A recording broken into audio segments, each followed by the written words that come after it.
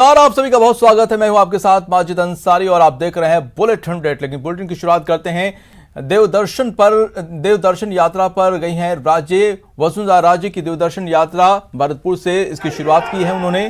पुंछड़ी का लौठा पहुंची है राजे।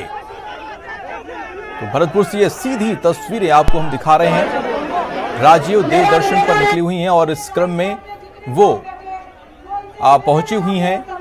वसुंधरा राजे भरतपुर से यात्रा की शुरुआत उन्होंने की है।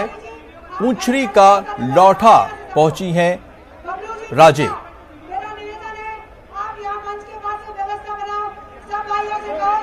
तो मंदिर पूर्व सीएम वसुंधरा राजे पहुंच रही हैं, मत्था टेक रही हैं, अपनी मनोकामनाओं के साथ वहां पर मंदिर पहुंच रही हैं देवदर्शन के लिए।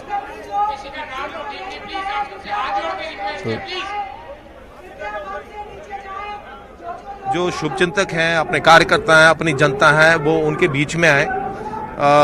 काफी लंबे समय हो गया और यहाँ आके महान महात्माओं की और देवियों की वो दर्शन करने आ रही हैं। ये आदरणीय वसुंधरा जी का एक धार्मिक कार्यक्रम है और धार्मिक कार्यक्रम में वो यहाँ पर दर्शन करने आ रही है। क्योंकि कल उनका जन्मदिन है और कल विधानसभा रहेगी, तो हम सब लोग आज उनको बधाई देने के लिए यहाँ पर आए। तो कल वसुंधरा राजे का जन्मदिन है और उस मौके पर वो मंदिर पहुंच रही हैं। धार्मिक कार्यक्रम उनका है ये। और 2,15,000 तो अभी भी लंबित पड़े हैं, जिनको प्रोसेस में थे, अभी तक दिया नहीं। राजस्थान की कानून व्यवस्था के बारे में ये कहा जाता है कि राजस्थान ये शांतिपूर्ण प्रदेश है और इस प्रदेश में पहली बार ऐसा हुआ है कि 6,14,000 मुकदमे ये राजस्थान की धरती पर दर्ज हुए। और ये मुकदमे साधारण मुकदमे नहीं थे, इसमें वो सब मुकदमे शामिल हैं जो दुष्कर्म के, हत्या के, डकैती के, बलात्कार के, वो तमाम मुकदमे। एक लंबी फहरिस्त है जिस आधार पर हम लोगों ने 9 तारीख से 14 तारीख तक इस अभियान की शुरुआत की है। कालांतर में जिलों में और उसके बाद प्रदेश स्तर पर एक बड़ा आंदोलन हम लोग खड़ा करेंगे।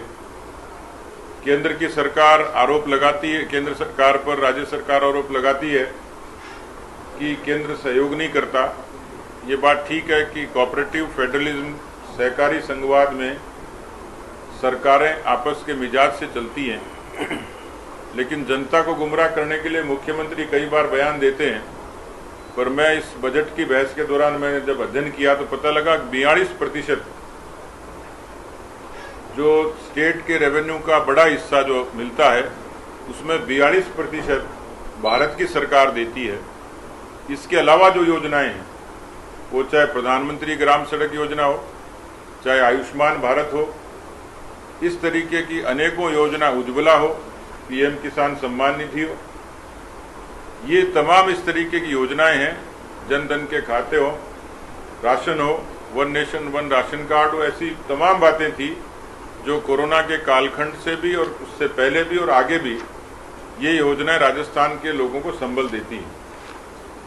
आज राजस्थान का लगभग 65 लाख किसान पीएम किसान सम्मान निधि का लाभ ले रहा है। 6,000 रुपये मैंने अभी बात की, तो हमारे आदिवासी क्षेत्र में भी अधिकांश लोगों को साल का। इसलिए जो पीएम किसान सम्मान निधि है, ये डायरेक्ट बेनिफिट ट्रांसफर स्कीम है, केवल देश की नहीं दुनिया की सबसे बड़ी, कि किसी देश के 11 करोड़ किसानों को सीधा 6,000 रुपये उनके खाते में जाता है।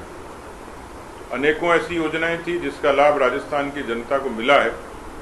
कुल मिलाकर ये सरकार अंतर्कलह की शिकार भी है, नैतिक रूप से कमजोर भी है और राजस्थान की जनता की हितों की पूर्ति करने में पूरे तरीके से विफल हुई है। बहुत धन्यवाद। मेरी बात पूरी हुई। आपके कोई सवाल? तो